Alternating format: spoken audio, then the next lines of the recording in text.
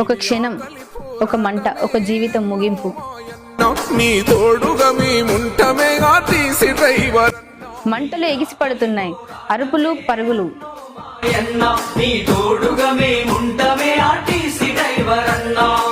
చేతులు చూపిన ఆ మంటలు ఆగట్లేదు. ఆ మంటలు శరీరాన్నే కాదు, ఒక కుటుంబ ఆశయాలనే కాల్చేశాయి. వరంగల్ జిల్లా నర్సంపేట్ బస్టాండ్. జనం చూస్తుండగానే కోలా శంకర్ గౌడ్ శరీరంపై కెరోసిన్ పోసుకొని ఆసుపత్రిలో ప్రాణాలతో పోరాడుతూ చివరికి ప్రాణం విడిచారు.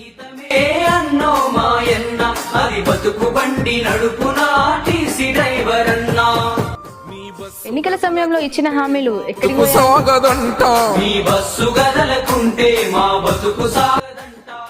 ఆర్టీసీ విలీనం మాట ఎందుకు అమలు కాలేదు?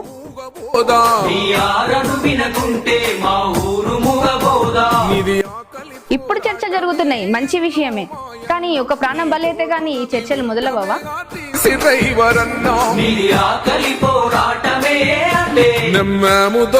కార్మికుల కేకలు ముందే వినిపించలేదా?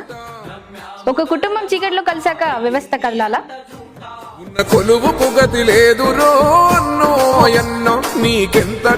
ఇది ఎన్ని హెచ్చరికలు కావాలి?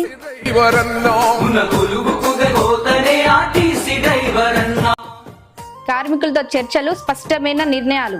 ఇంకో ప్రాణం పోయే ముందు ఈ మంటలు ఆగాలి.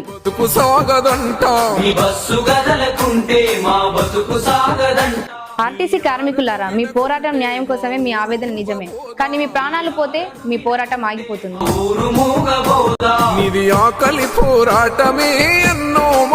మీరు బ్రతికుంటే మీ హక్కులు గెలుస్తాయి.